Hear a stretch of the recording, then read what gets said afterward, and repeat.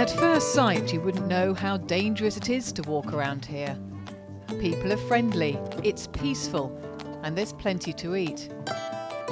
The rain at this time of year means there's enough water in the ground to start planting.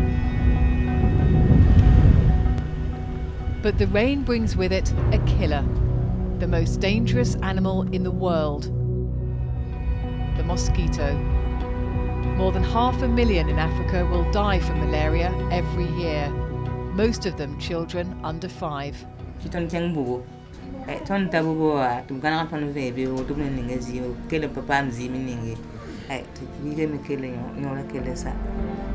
been through it as a kid. My kids also have been through it. All the scientists that you can see somewhere here in Africa, and mostly in Burkina Faso, they have all been through it. The only weapon the scientists have against the mosquito is bed nets, because malarial mosquitoes bite at night. But now the mosquitoes are fighting back. They're changing their behaviour and biting earlier in the day and outside. This is really scary. The mosquitoes are literally slipping the net by biting outdoors, and we've urgently got to find a way to kill them. I'm in Burkina Faso, where scientists are testing a new weapon in the fight against malaria, an outdoor trap to catch mosquitoes before they bite.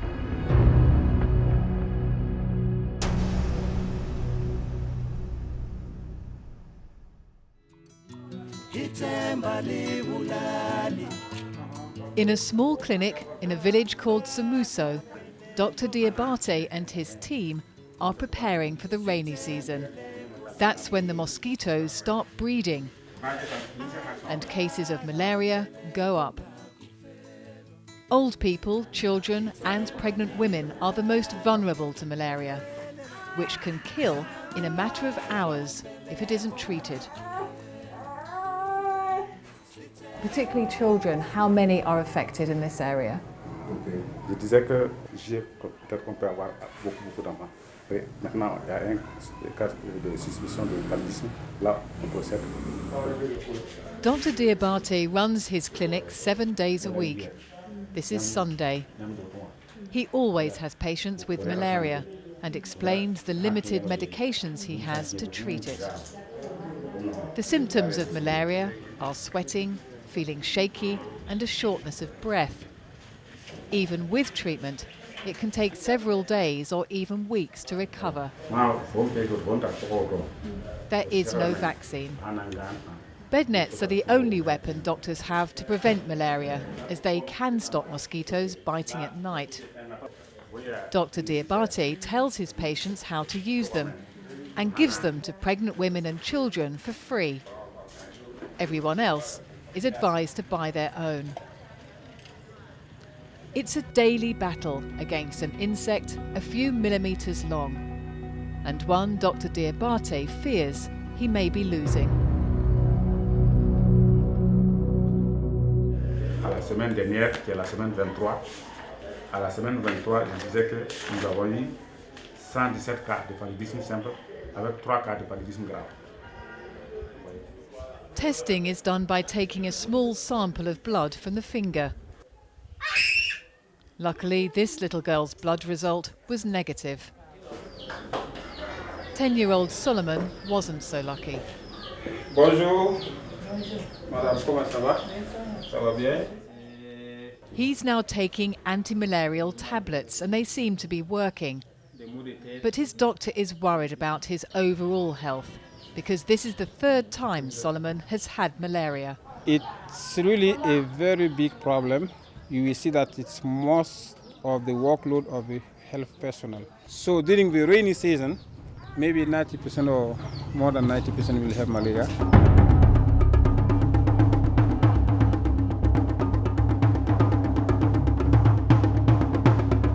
Living with malaria is frightening. Almost the entire workforce in this region will get sick at some time during the rainy season. Most of Burkina Faso is rural and most people work on the land. If people are ill with malaria, they can't work. And during the rainy season, people are regularly bitten by mosquitoes up to 100 times a night.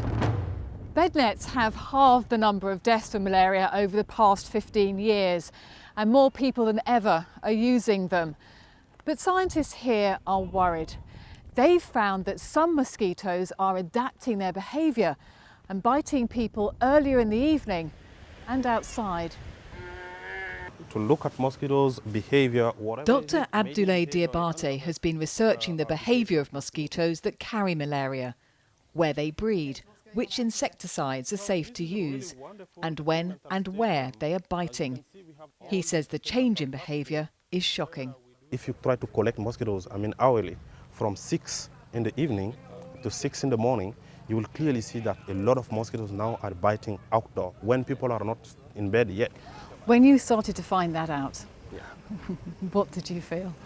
Yeah, well, I was like a little bit sorry for myself, I would say, because I was saying, well, okay, here we have really very incredible tools to work inside, but we haven't really thought about the outside. So as a scientist, then you have to ask yourself, what can we do?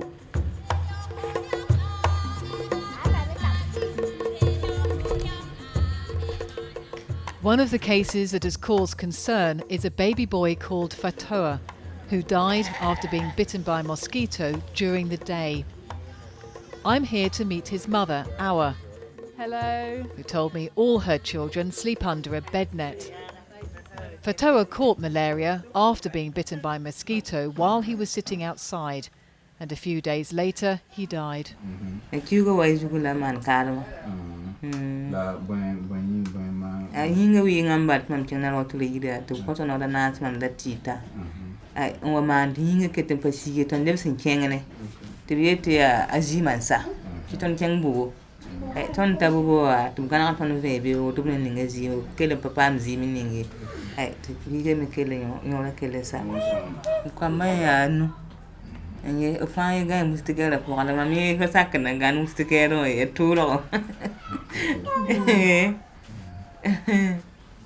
Awa also had malaria herself when she was pregnant with her first child.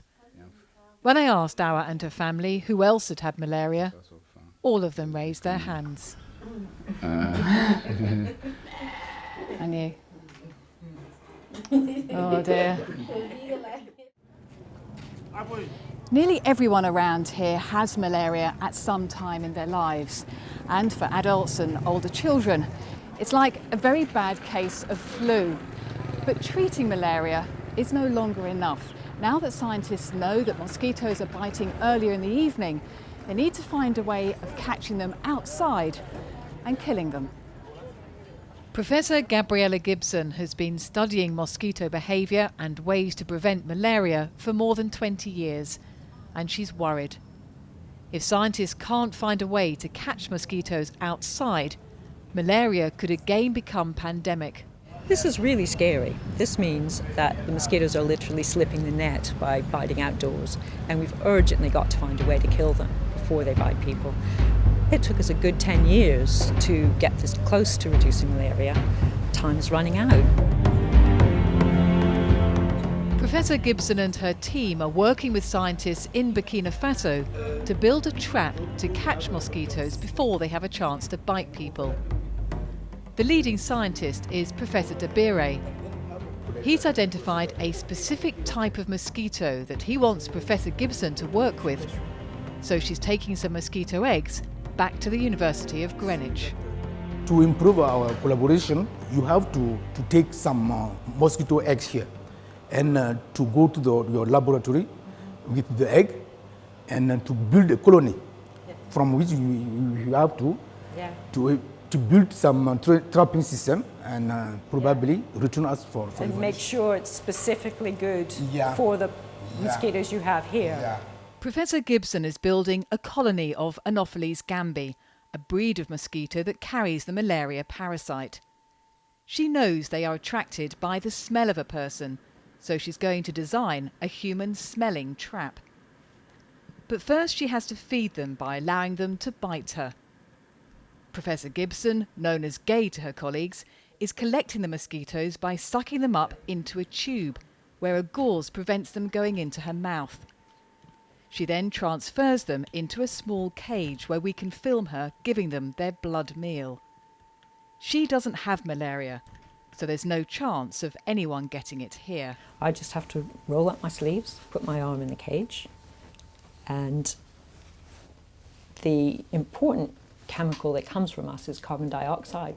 It's something which kind of activates, it really alerts the mosquitoes that there's a host nearby. So to get them a little bit interested, I might just gently blow on the cage like that. And then within 2 or 3 minutes, if we watch, I can just feel the hairs being tickled, so a female's landed on me already. I feel a little pinprick as she goes in, but I'm not particularly sensitive to the bites of these mosquitoes, so it's not as heroic as it might sound that I feed them off my own blood. It's only the females that bite. Males are harmless to people. The reason that they bite is they do need our blood. They suck their blood, but they don't need it for nutrition for themselves. They need all the proteins and other components of the blood in order to produce their eggs. So what exactly is she doing now on your arm? She has what's called the proboscis. It's a part of their mouth parts, which is like a hypodermic needle, and it just pierces the skin. And then she probes around a little bit to find a nice capillary that she can suck the blood from. She does inject some of her own saliva so that the blood doesn't start coagulating, which is the stage at which, if she was infected with a parasite, she would be pushing those parasites into the person's bloodstream. But once she's done that, then she starts sucking the blood and pulls the blood into her abdomen, where it becomes digested and helps to produce the eggs.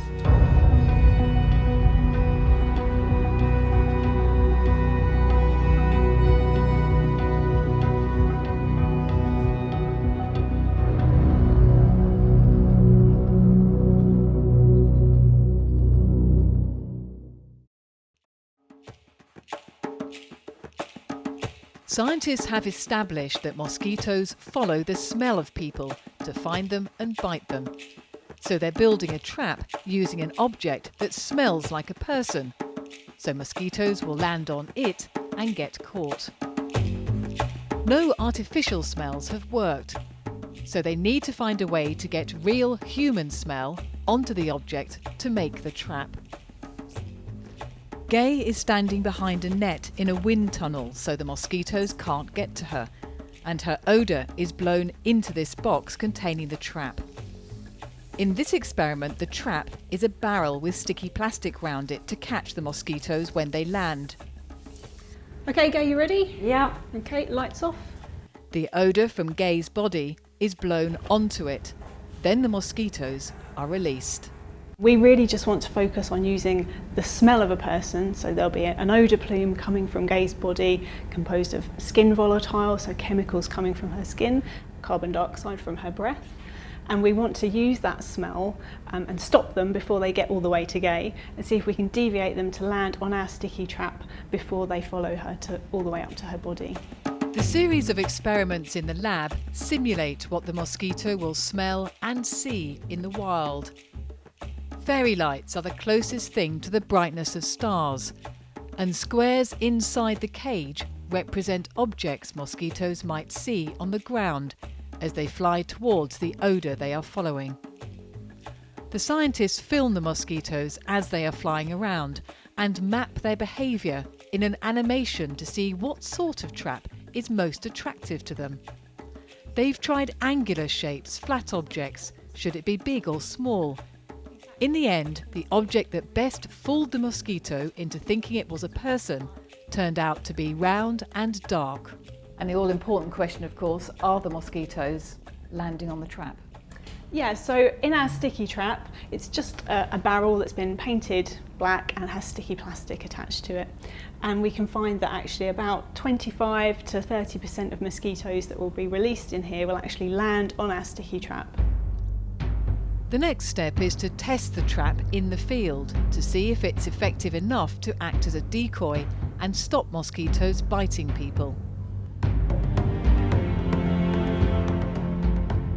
I'm travelling to Bama, a small village in central Burkina Faso where getting malaria is part of everyday life. The fields where the mosquitoes breed are right next to the village and the houses where people live. The pools of fresh water make it the perfect breeding ground for mosquitoes. And this is where Dr. Hawkes and her team have been testing the new mosquito trap.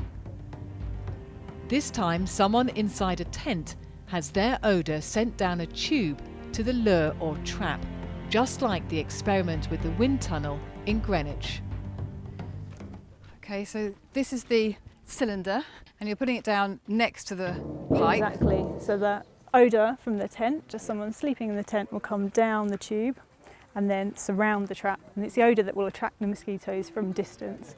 Then the actual silhouette of the trap will cause the mosquito to land on the sticky plastic. And now you're going to get into the tent for us. Okay, c'est bon? Okay, so he's going to stay in there all night. Yeah, from 6 o'clock in the evening until 6 o'clock in the morning. And that's when the mosquitoes are most active. So Francis, the idea then is that you'll catch as many mosquitoes or maybe even more mosquitoes than a human being overnight, and then you can use your trap as a decoy. Exactly, so you and I sitting out on a night might attract some mosquitoes, whereas our sticky trap, when we come back in the morning, may have caught even more than would have been attracted to us. And as a control, we have these people sitting out here. That's right, they're going to be staying out overnight and collecting the mosquitoes that land on them. And everything about those people screams, I'm a human, come and bite me. So the mosquitoes will be using those cues, how they look, how they smell, to come and be attracted to them. And we're going to incorporate all of those elements into this trap here. So hopefully when we come back in the morning to collect this sticky trap and what these guys have collected overnight, they should be fairly similar. Here they are, hello. Nice to see you. And you've caught some already, is that good? Yeah, so it's just after 6 o'clock in the evening and we've already got some Anopheles gambiae, and they're one of the main malaria mosquitoes that we're interested in studying. The scientists staying out all night are expert at identifying which mosquitoes to catch. They painstakingly collect them by hand and store them in test tubes. The skill is to catch the mosquitoes before they bite. The scientists know their human smell will be attracting mosquitoes. The question is, can the artificial trap do the same?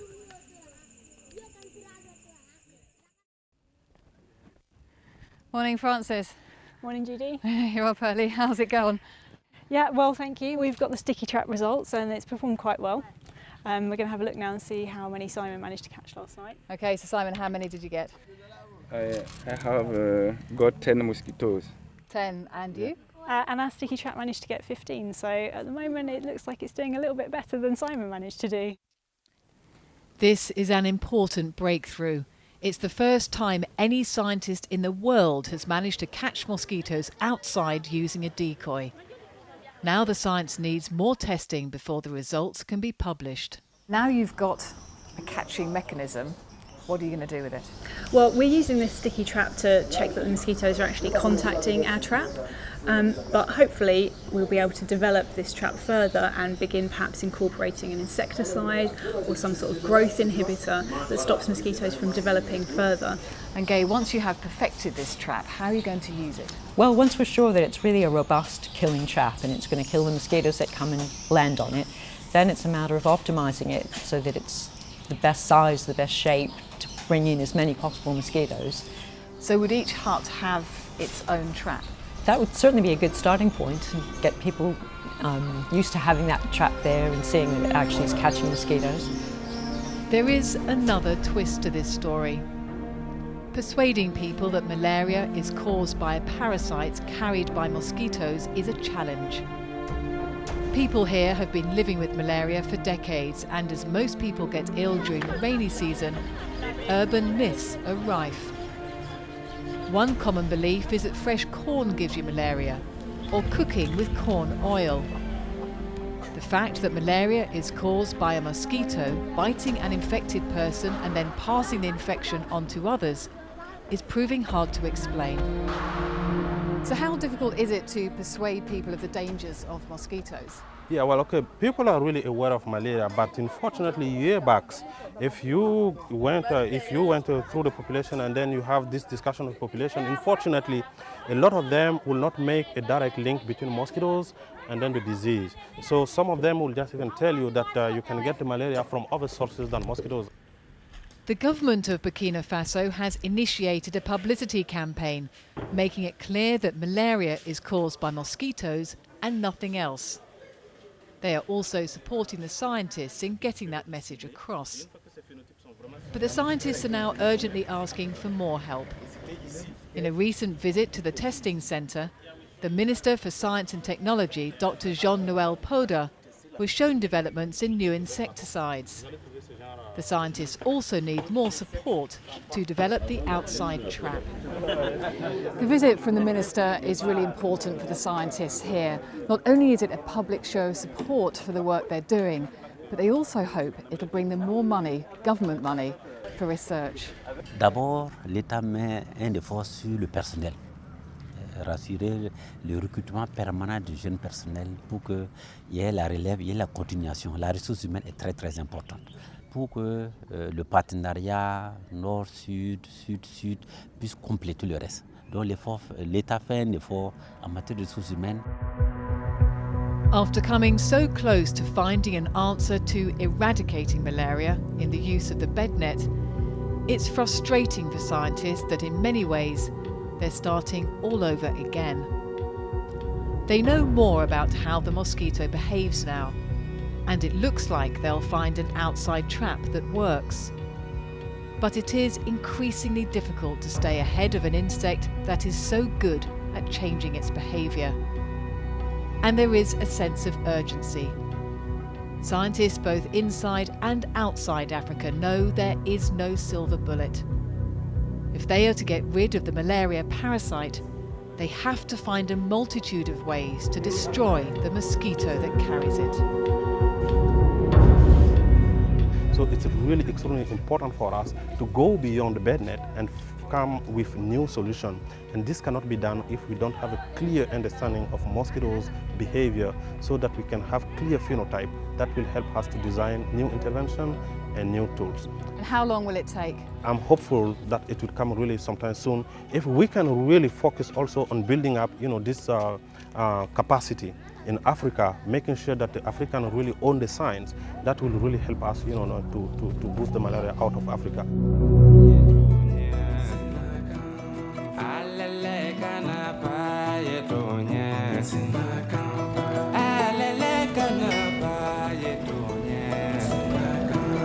Alele kana pa ye tonya sinakan